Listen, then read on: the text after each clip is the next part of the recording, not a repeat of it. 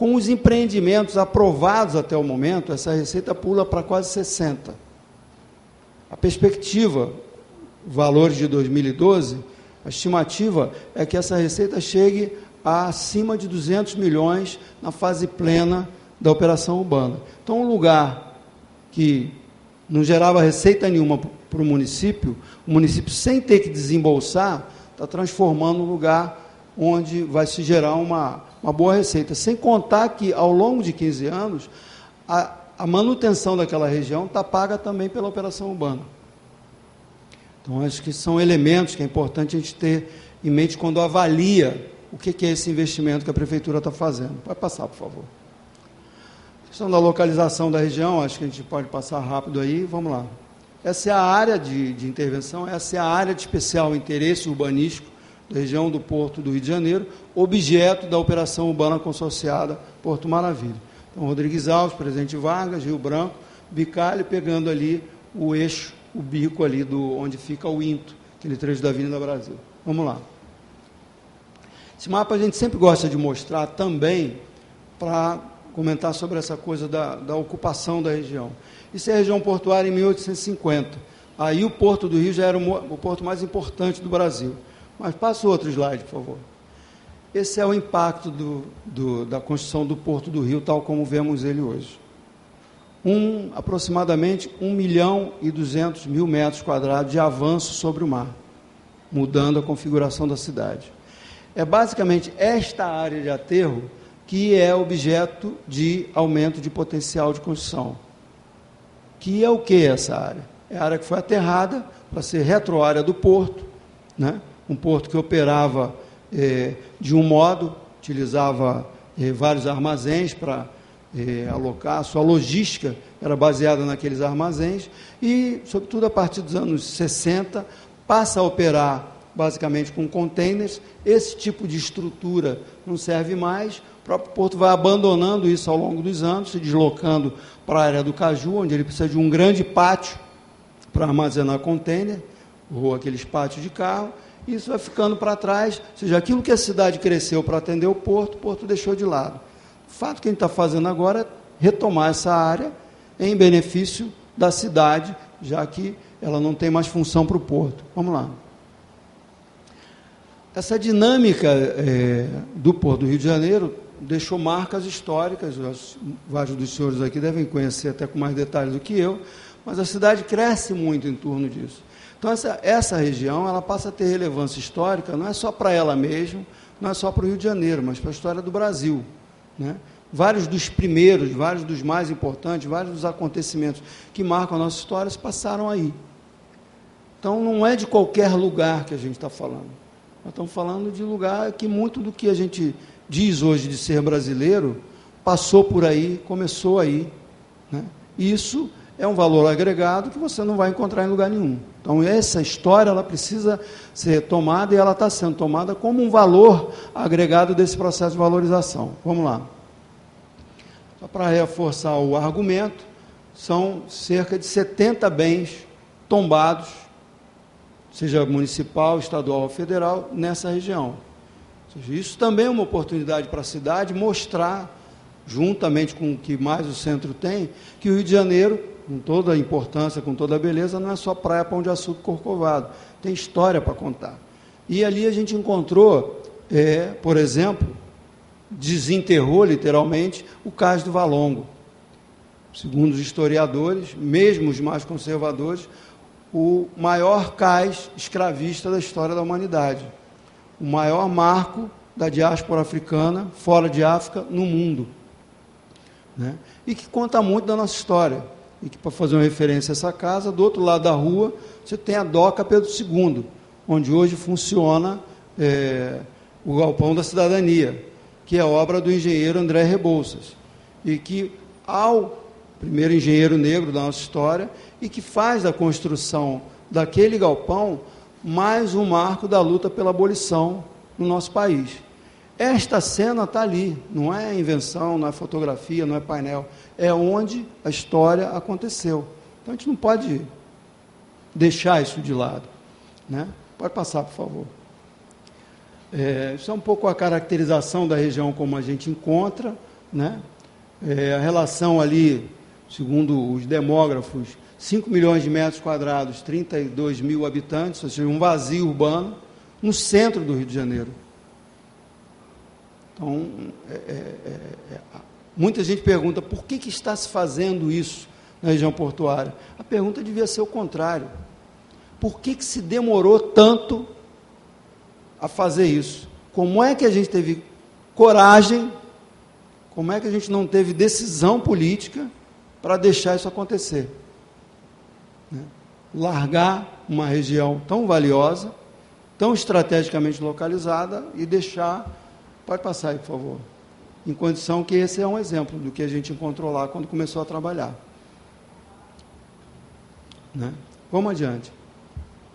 Então, a intervenção ela está baseada nesses 3 pilares: desenvolvimento socioeconômico, desenvolvimento imobiliário e a requalificação urbana. Pode ir adiante, por favor.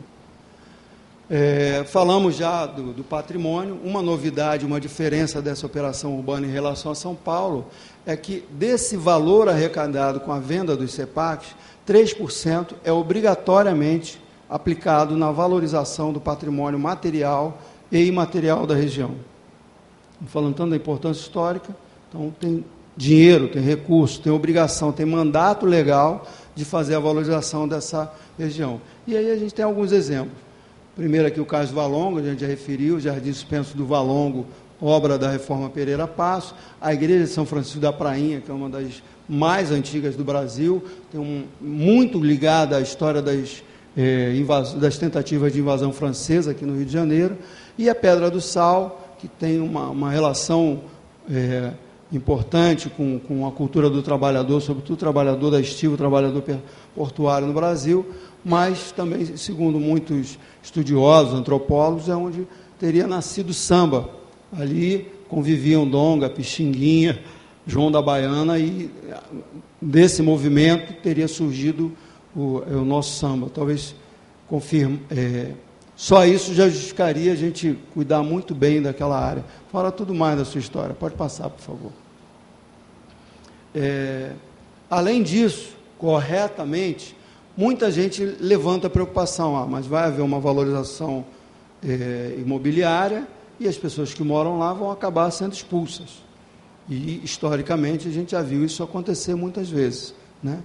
Só que o nosso olhar nessa experiência é de que essa transformação urbana, na verdade, é um conjunto enorme de oportunidades.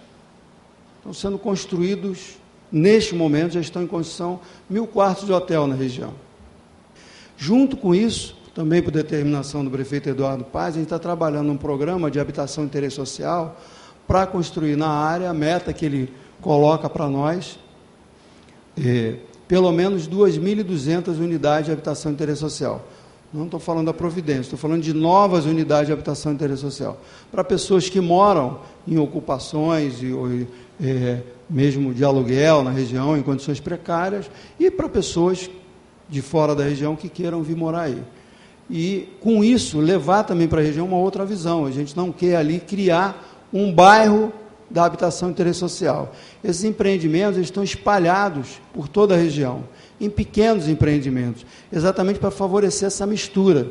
Então, nada impede que você tenha um empreendimento de classe média, de classe alta e de baixa renda, misturado para favorecer justamente essa integração e evitar essa coisa do gueto, que ali é o lado pobre, aqui é o lado rico, né? Ou seja, favorecer um processo, uma dinâmica social que permita essa integração de quem vai viver e quem vai trabalhar ali naquela região. Pode passar, por favor.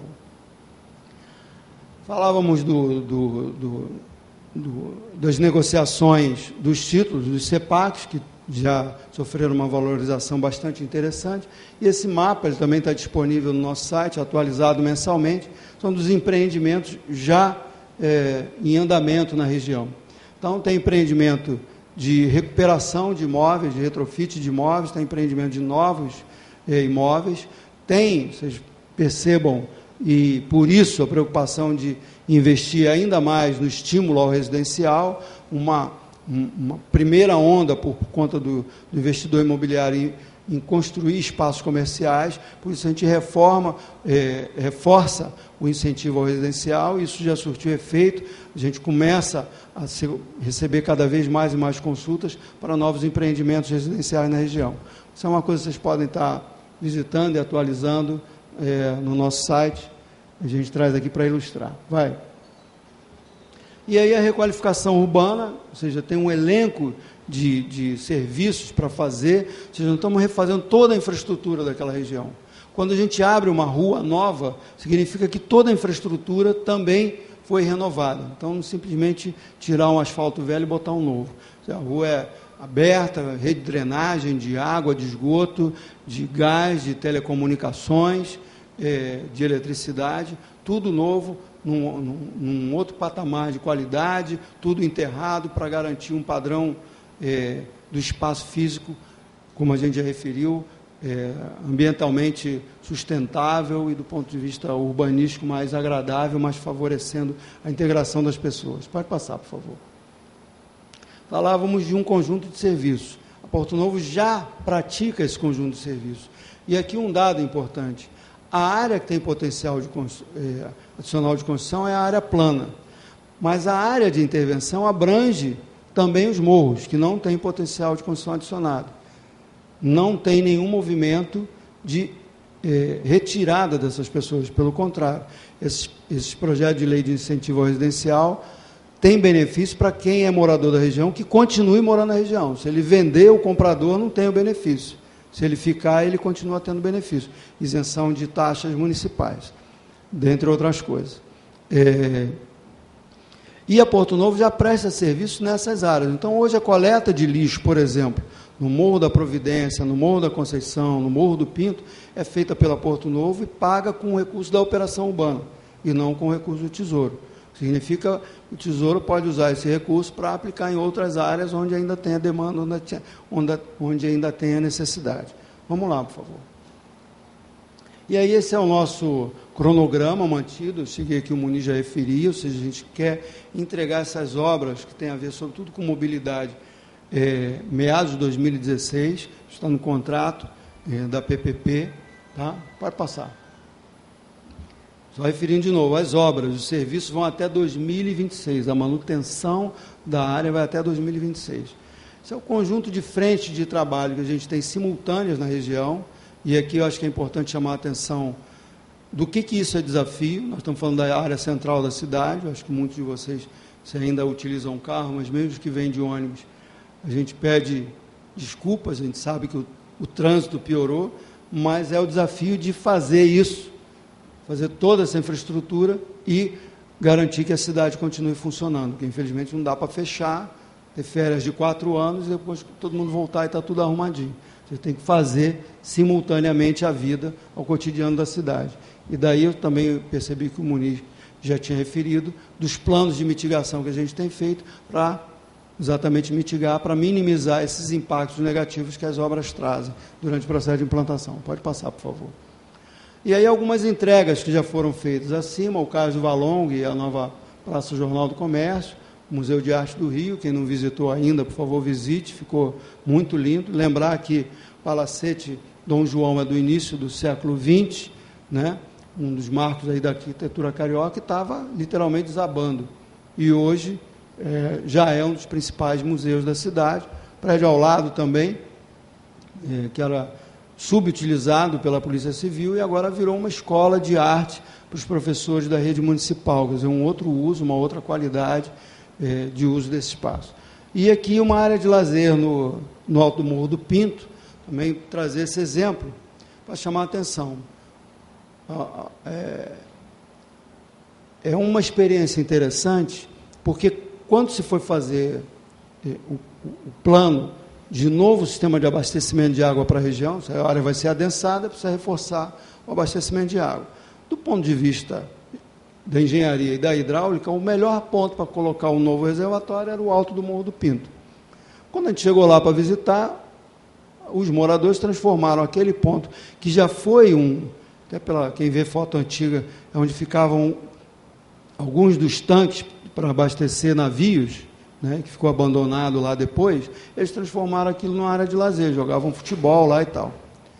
E quando chegou lá, eles falaram, vocês vão fazer um reservatório, cadê a nossa área de lazer? Então nós tivemos de adaptar o projeto, negociado com os moradores, no tempo deles, e assumir o compromisso de sobre o reservatório. Então, onde vocês estão vendo aquele campo de futebol, embaixo tem um reservatório com capacidade para, cadê, me ajuda aqui, me dá 15 mil metros cúbicos, que é projetado para abastecer uma população de até 500 mil habitantes. Não é isso? Tá certo? Então, aqui tem também um movimento que precisa ser resgatado, de como é que, apesar de ter um plano macro, isso está se ajustando às condições e às necessidades que a gente está encontrando na região. O Cais do Valongo é um símbolo para o Brasil. A área de lazer do Morro do Pinto é para os moradores do Morro do Pinto, para que eles tenham uma melhor qualidade de vida ali, tá certo? E a gente absorveu isso, e a área de lazer já foi entregue, enquanto a gente continua as obras do reservatório. Pode passar, por favor. Aí outros 2 equipamentos, os galpões da Gamboa e o Centro Cultural Zé Bonifácio, vai. E aqui o que a gente chama desse novo padrão de mobilidade. Vamos chamar ali a atenção. Quando se fala da perimetral, a perimetral cumpre uma função metropolitana, de ligar a região do Caju ao aterro do Flamengo. Essa função metropolitana é importante para a região metropolitana. Então, ela não pode ser simplesmente esquecida. É preciso ser mantida essa conexão expressa. Então, a gente está trocando uma via expressa suspensa, que é a perimetral, por uma via expressa que parte é em túnel, subterrânea, e parte vai ser na superfície, a partir ali da altura da cidade do Samba, em direção à rodoviária. Tá certo? Essa solução, além de manter a função de conexão da região do Caju com a região do aterro nessa função expressa, ao fazer isso num túnel, isso libera para a cidade um parque linear que vai dali da altura do Armazém 7, conectando até a Praça 15, e com a conclusão das obras do VLT, permitindo que esse passeio alcance a área do Santos Dumont, chegando ao mar, um parque linear de mais de 50 mil metros quadrados. Para quê? Para a gente poder viver melhor.